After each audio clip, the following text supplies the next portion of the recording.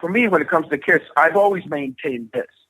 As an overview, I've always thought, there's certain records of Kiss or certain era that I don't personally like. I mean, my favorite era of Kiss is that very first three records. Yeah. The original band, Kiss, Hotter Than Hell, Dressed to Kill, and then up to Alive. That's the era of Kiss that I grew up on. That's the era of Kiss that had an impact on me and was influential to me.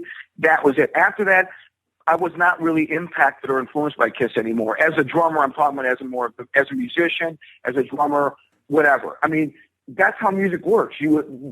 I always say music is the soundtrack to your life, and it really is.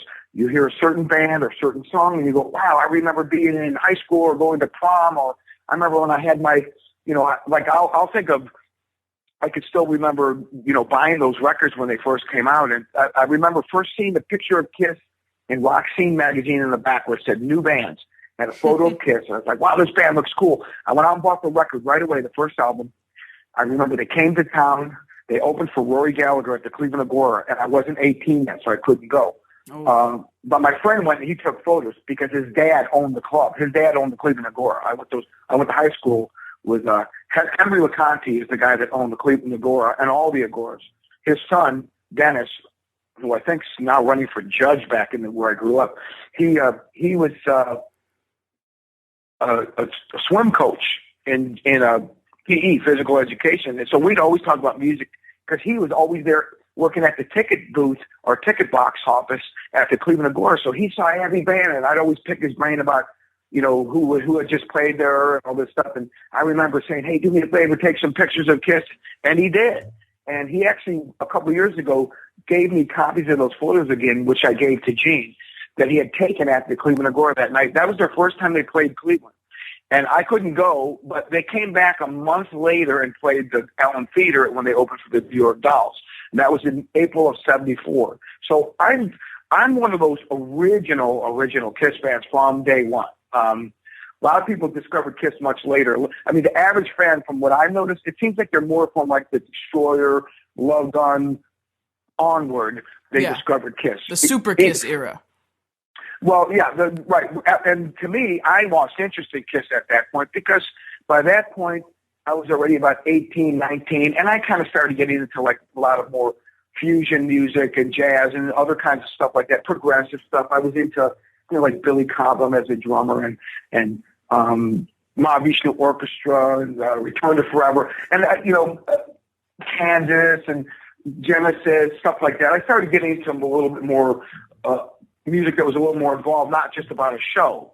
Mm-hmm. And to me, Kiss was always like, they were our American equivalent of like a glam era band. I loved the glam era in England, which was early Queen, David Bowie, Sweet, T-Rex, all that stuff, and Mott the Hoople.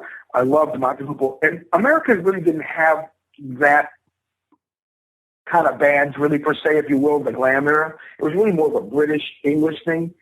But Kiss came along, and to me, it was like, all right, they're repping the U.S. Here's our glam band, and boy, are they fucking glammy. Because they were like pretty, they came out with this look that was, they had the New York Dolls and some other bands trying to do that stuff, but nobody in America really broke through in a big way until Kiss came along.